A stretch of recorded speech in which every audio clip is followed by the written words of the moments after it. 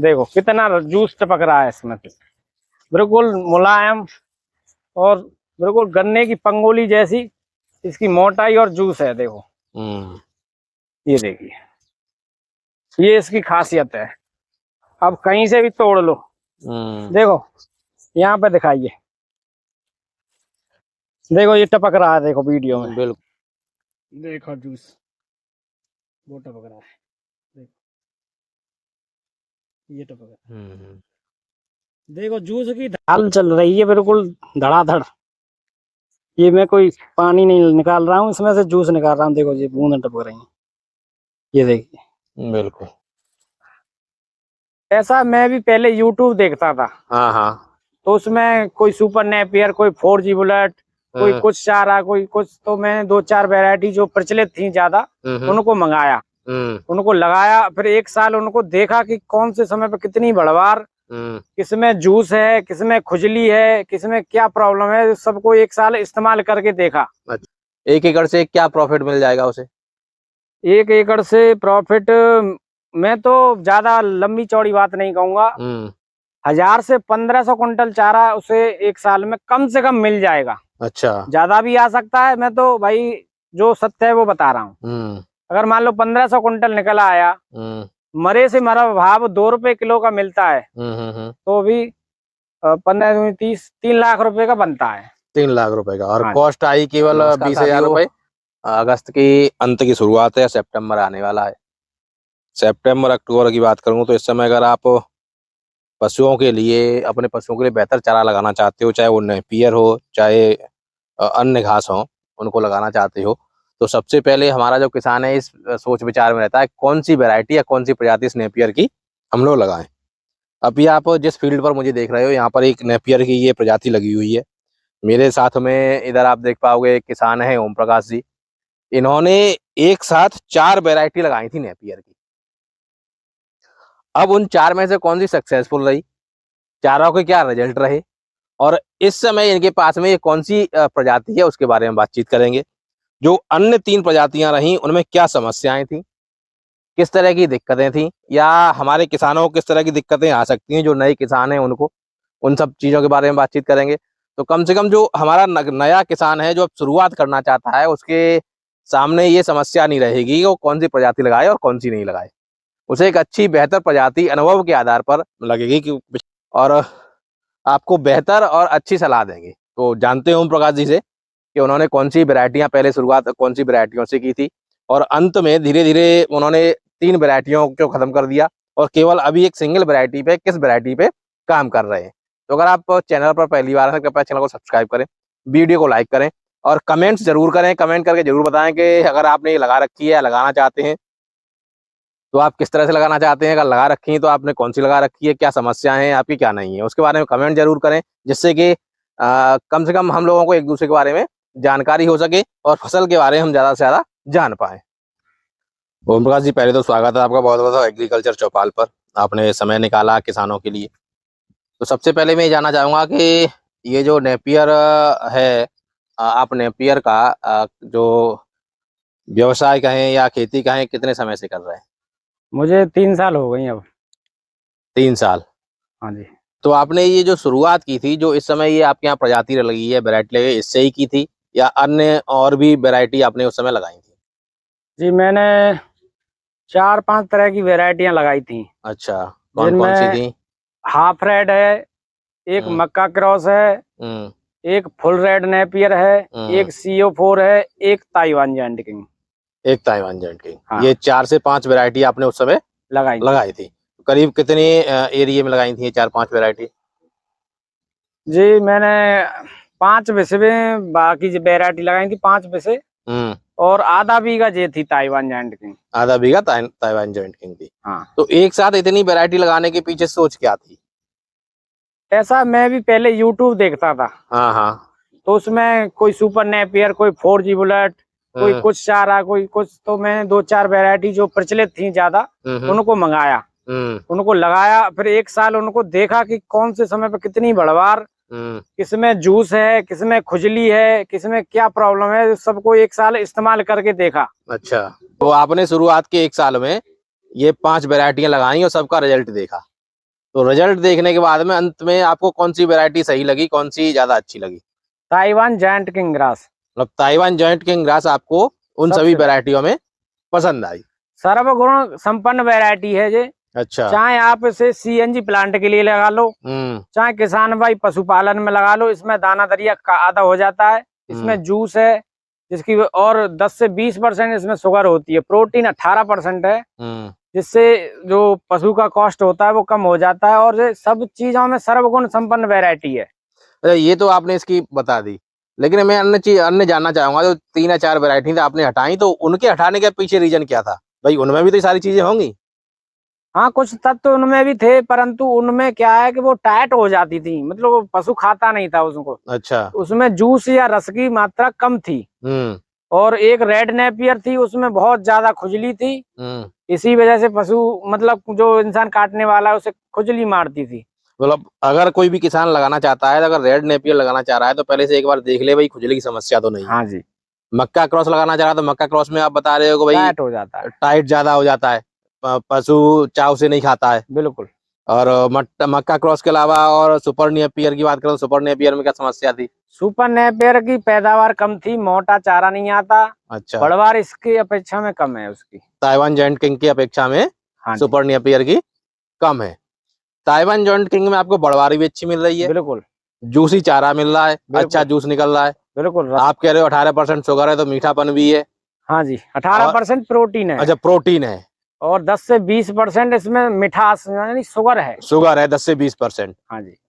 तो 18% प्रोटीन मिल रही है, तो जो दाने पे, दरिया पे या अन्य चीजों पे जो पशुओं का खर्चा रहता है, वो भी कम हो जाता है आपका। बिल्कुल जी। और उसके बाद आप कह रहे हो हाइट भी अच्छी जाती है, बहुत अच्छी हाइट जाती है, तो चारा भी आपको अच्छी मात्रा में मिल जाता है। हाँ जी। तो इस वजह से आपने ताइवान जायंट किंग को रखा है। अगर किन्हीं दूसरे किसानों को आप सजेस्ट करना चाहें, तो ताइवान जायंट किंग ही करेंगे या अन्य कोई भी कर सकते हैं? ताइवान जायंट किंग ही बढ़िया है, इसी को मैं सजेस्ट करता हूँ। अच्छा। कि बार बार अपना पैसा बर्बाद ना करें। बीज खरीदेंगे, जमीन को घेरेंगे, पानी लगाएंगे, सब कुछ करेंगे, फिर भी उनको ताइवान ही रखना पड़ेगा। अच्छा, आपके पीछे ये ताइवान ही है? हाँ जी, ये ताइवान जायंट किंग है, इधर भी ताइवान है, इधर भी ताइवान है पूरा। अच्छा, ये सारा का सारा आपने इधर ये ताइवान जायंट किंग ग्रास ही लगा रखा है। करीब कितने एरिया में ये ताइवान जायंट आपका इस समय होगा? अब वही है, ये करीबन 1.5 बीघा है पक्का। 1.5 बीघा। हाँ। अच्छा, ये कितने दिन की अभी हो चुकी है ये इस समय? ये जो फसल है 3 महीने प्लस की है। 3 महीने प्लस की है। ये ताइवान जायंट किंग पशुओं के लिए खिलाने के लिए कितने टाइम में तैयार हो जाती है? पहला जो कटाव आता है इसका 70 से 80 दिन पे आप काट सकते हैं। अच्छा। और अगले जो कटाव आएंगे, जैसे ये दूसरा कटाव आ रहा है, तो ये 45 दिन पे तैयार हो जाएगा, 1.5 महीने पे। अच्छा, ये 45 दिन में तैयार हो जाएगा। हाँ, पहले कटाव में समय लगता है। अच्छा, ये अभी कितने दिन पहले ये कटाव हुआ है? ये अभी 5-6 दिन पहले ही कटाया यहाँ से। अच्छा, दूसरी एक चीज और जानना चाह रहा हूँ, जैसे आपने ये कटाव करवा दिया, हाँ जी, तो इसके बाद में इसको कुछ खाद वाद देने की आवश्यकता रहती है? कुछ DAP, यूरिया, कुछ अन्य चीजें डालने की जरूरत रहती है क्या? हाँ, डाल सकते हैं, इसमें यूरिया इस्तेमाल कर सकते हैं। अच्छा। रसायन में। और यूरिया में एक सागरिका नाम की जाइम आती है, उसे मिक्स करके लगा दें तो बहुत अच्छी पैदावार। जैसे अभी ये 1-2 दिन पहले की कटी हुई है। हाँ जी। तो तुरंत अभी लगा देना चाहिए, या जैसे इस तरह से थोड़ा सा कल्ले फूटने के बाद? अच्छा, कल्ले फूटने के बाद में इसमें आप यूरिया या सागरिका यूज कर सकते हैं। हाँ जी। जैविक में जैसे मान लीजिए अगर जैविक खाद तैयार करते हैं, तो वो भी आप इसमें डाल सकते हैं। हाँ जी, बिल्कुल। और इस वैरायटी की खूबी ये है, देखिए पास से आप दिखाइए कि ये वैरायटी जो है ना, गन्ना क्रॉस वैरायटी है, गन्ने से बनी हुई वैरायटी है। अच्छा। कोई भी अगर नया किसान इसे जो कहेगा ये तो गन्ना है भाई साहब, ये देखिए, ये बिल्कुल मोटा, पहला लाना इसका मोटा ज्यादा आता है, और बिल्कुल गन्ने की तरह लग रहा है। और आपको देखो रस भी दिखाते हैं इसमें, देखो कितना जूस चपक रहा है इसमें, बिल्कुल मुलायम, और बिल्कुल गन्ने की पंगोली जैसी इसकी मोटाई और जूस है। देखो ये देखिए, ये इसकी खासियत है। अब कहीं से भी तोड़ लो, देखो यहाँ पे दिखाइए,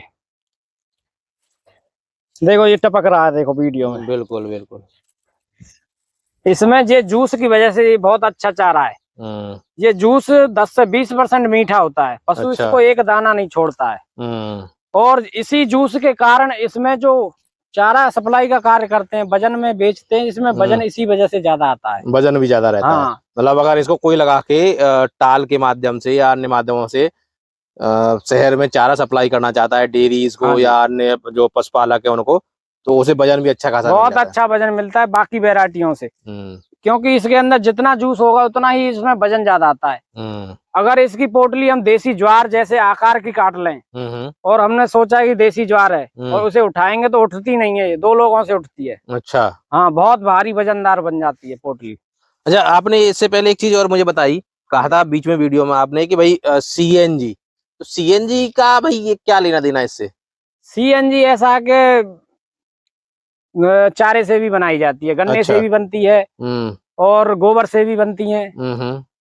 तो इसमें सीएनजी में क्या करते हैं, मशीनों द्वारा इसे कटाई और कुट्टी करके उसमें एक डाइजेस्टर होता है, उसमें डाल दिया जाता है और उसमें मीथेन गैस निकलती है और इसका जैविक खाद भी निकलता है। खाद अलग बिकता है पैकिंग करके और सीएनजी को मतलब मीथेन को सीएनजी में कन्वर्ट करके उसे पेट्रोल पंप उसके पंप खोले जाते हैं, अलग सेल करते हैं।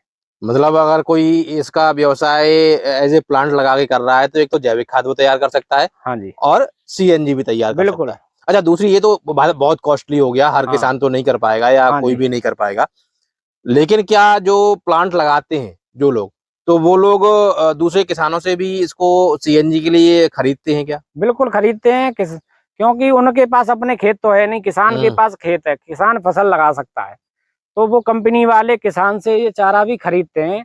अभी हमारे आगरा में खलुआ में 2025 से निर्माण कार्य चालू होने वाला है। खलुआ एक गांव है बरारा के पास में। अच्छा। तो वहां पे 500 बीघा ये चरी लगाने का टारगेट है, अभी 10 बीघा लग चुकी है। तो वहाँ सीएनजी प्लांट स्टार्ट होने वाला 2025 से। 2025 से काम उसका निर्माण कार्य चालू हो जाएगा। तो मतलब अगर आगरा के आसपास में कोई इस खेती को करता है तो उसके पास बेहतर ऑप्शन है कि चाहे तो चारे में सप्लाई कर ले, बिल्कुल, चाहे तो अपना यहाँ खलुआ पे सीएनजी प्लांट में सप्लाई दे दे, और साथ ही साथ अपने घर के पशुओं के लिए तो चारे की व्यवस्था हो ही जाएगी। कोई भी किसान इसको शुरुआत में लगाना चाहे तो किस तरह से लगा सकता है और कौन सा समय उसके लिए सही रहेगा लगाने के लिए? लगाने के लिए इसका जो समय फरवरी से अक्टूबर तक चलता है। अच्छा। मैदानी क्षेत्रों में जहाँ ठंड पड़ती है और जहाँ ठंड नहीं पड़ती है, जैसे समुद्र वाले इलाके, वो पूरे साल कभी भी लगा सकते हैं। अब लगाने की जी डंडी लगाई जाती है, जैसे यहाँ पे आपको दिखा रहे हैं। बहुत से किसान भाई ये ऐसी इस प्रकार की डंडियां होती हैं, ये मैंने अभी लगाई हैं कुछ दिन पहले। अच्छा, इसमें थोड़ा जड़ ये देखिए जड़ें भी दे रही है, ये डंडी शुरुआत हो गई है। तो ये इसमें उल्टा बीज ना लगाए यूं करके, इसको गांठ तक यहाँ तक गाड़ना होता है और 7-8 दिन में ये अपना कली निकाल देती है बाहर। अच्छा अच्छा। ये पत्ता और आंख ऊपर रहनी चाहिए। डिस्टेंस क्या रखना होता है? ये डिस्टेंस इसमें 1.5 बाई 1.5 पौधे की दूरी है और लाइन से लाइन आप 2.5 या 3 फीट कर सकते हैं। अच्छा, ये 2.5 या 3 फीट। हाँ जी। तो जैसे आपने ये बेड पे लगा रखा है। हाँ जी। तो बेड पे लगाना ज्यादा सही रहता है या सीधा लगा दें? बेड पे ऐसा है कि जो बेड की जो मिट्टी है वो मुलायम रहती है, इससे पैदावार बढ़ जाती है हमारी। अच्छा। प्लेन में मिट्टी में लगातार कटाऊ पानी लगता है तो वो ठोस हो जाती है, इससे पैदावार कम आती है। अच्छा, जैसे अब मैं यहाँ पे देख रहा हूँ, जैसे यहाँ पे क्या है कि भाई ये 2 या 3 ही है इसमें ये। हाँ जी। और इधर ये संख्या अच्छी है। हाँ जी। करीब मैं समझता हूँ 2, 4 और 4, 8, 10, 12 कल्ले निकले हुए हैं इसमें से। तो ये फिर इधर से फिर अगर देखता हूँ तो फिर ये 3-4 इसमें है। तो ये पर कटाई पे इस तरह से बढ़ते रहते हैं या पहली कटाई से ये उतने ही कल्ले फिक्स रहते हैं इसमें? इसमें पहली कटाई में 4-5 से लेके 15 लास्ट 20 तक आएंगे। अच्छा। पहली कटाई में जैसे ही ये कटाई कट हो जाएगी तो इसके ऑटोमेटिक कल्ले डबल हो जाते हैं। जैसे 15 आए तो 30-25 कल्ले आराम से आएंगे, हर कटाई पे बढ़ते जाएंगे। अच्छा, ऐसे बीज कहाँ से मिलेगा, कैसे मिलेगा किसान भाइयों को? बीज हमारे पास से यहीं से मिलता है। अच्छा। बहुत से किसान भाई यहाँ आके ले जाते हैं, बहुत से नहीं आ पाते तो हम बस और रेलवे के माध्यम से उनका कलम बना के पैकिंग करके भेज देते हैं बहुत जल्दी। ऑल ओवर इंडिया या ऑल ओवर यूपी? पूरी इंडिया में भेज रहे हैं, जहाँ से ऑर्डर आ जाता है, ऑर्डर का मतलब पेमेंट आ जाता है, तब हम माल बना के भेजते हैं। मतलब पहले पेमेंट सारा करना होता है या कुछ करना होता है? जो व्यक्ति यहाँ पर आता है उससे कुछ एडवांस ले लेते हैं। जैसे 10,000 कलम बननी है तो 2,000 एडवांस दे दो भाई, यहाँ आके लेना है तो। अच्छा अच्छा। फिर बाकी यहाँ कर देता है वो। जो भाई माँ मंगा रहा है तो उससे हम पूरा पेमेंट लेते हैं भाड़े सहित, भाड़ा भी बता देते हैं। अगर 1 एकड़ की बात करूं तो 1 एकड़ में करीब करीब कितना बीज डल जाता है? 1 एकड़ में 11 से 12,000 कलम लगती है। 11 से 12,000 कलम लगती है। हाँ। कलम का और खाद का खर्चा, जुताई उताई का खर्चा 1 एकड़ में करीब करीब किसानों को क्या पड़ जाता है? और वो 11-12,000 का तो बीज हो गया, 1 रुपए कलम से लगाते हैं हम एकड़ पे। अच्छा। और 2-3 हजार रुपए ट्रैक्टर के रख लीजिए प्लांटेशन में, 5,000 और रख लीजिए, कोई और खर्चा हो गया तो भाई चाहे लेबर वगैरह या कुछ भी। अच्छा, खाद वाद का। हाँ, तो मतलब 18 से 20,000 के बीच में। हाँ जी, 1 एकड़ से शुरुआत किसान भाई कर सकता है। 1 एकड़ से क्या प्रॉफिट मिल जाएगा उसे? 1 एकड़ से प्रॉफिट मैं तो ज्यादा लंबी चौड़ी बात नहीं कहूंगा, 1,000 से 1,500 कुंटल चारा उसे 1 साल में कम से कम मिल जाएगा। अच्छा, ज्यादा भी आ सकता है, मैं तो भाई जो सत्य है वो बता रहा हूँ। अगर मान लो 1,500 कुंटल निकल आया, मरे से मरा भाव 2 रुपए किलो का मिलता है, तो भी 15 30 3 लाख रुपए का बनता है। 3 लाख रुपए का। और कॉस्ट आई केवल 20,000 रुपए, और बाद में पानी की थोड़ी बहुत खाद वाद की अगर 10,000 भी उसको कॉस्ट पकड़ लें तो 30 से 35,000 रुपए का खर्चा है साल भर का। 30 से 35, 50,000 निकाल दो आप। 50,000 भी निकाल दो तब भी 2.5 लाख का 2.5 लाख रुपए आराम से मिल जाते। 1 साल में करीब कितनी कटाई ले लेता है किसान इससे? 1 साल में अगर ऐसी कटाई लेनी है आपको 10-12 फीट लंबी, तो 4 कटाई आएंगी। अच्छा। और अपने पशुओं को खिला रहे हैं 5-6 फीट वाली हाइट की, तो 5 से 6 कटिंग आ जाती है। 5-6 फीट वाली हाइट की 5 से कटिंग आ जाती है। साथियों, ओम प्रकाश जी का नंबर प्रोवाइड करा रहा हूँ, आप इनसे संपर्क कर सकते हैं।